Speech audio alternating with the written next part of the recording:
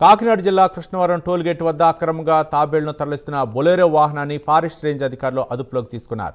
DFO రామచంద్రరావుకి వచ్చిన సమాచారంతో Yeleswaram range అధికారులు బొలెరో వాహనాన్ని స్వాధీనం చేసుకున్నారు. అమలాపురం, రామచంద్రాపురం, రావులపాలెం ప్రాంతాల నుంచి పశ్చిమ బెంగాల్, ఒరిస్సాకు ఈ తాబేళ్లను అక్రమంగా రవాణా చేస్తున్నట్లు తెలిపారు.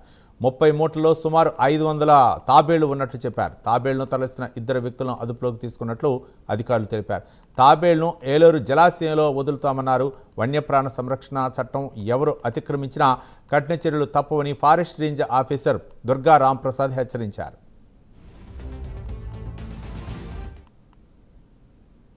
కెర్లంపూడి మండలం కృష్ణవరం టోల్ ప్లాజా వద్ద గస్తీ చేయగా బొలెరో పికప్ వాహనాన్ని గుర్తించడం జరిగింది. దాన్ని తనిఖీ చేయగా అందులో గన్నీ బ్యాగ్స్ లో తాబేళ్లను గుర్తించాం. అవి Indian short షెల్డ్ turtles, schedule 1 animal as per wild life protection act 1972. Immediate గా వాటిని అదుపులో తీసుకోవడం జరిగింది.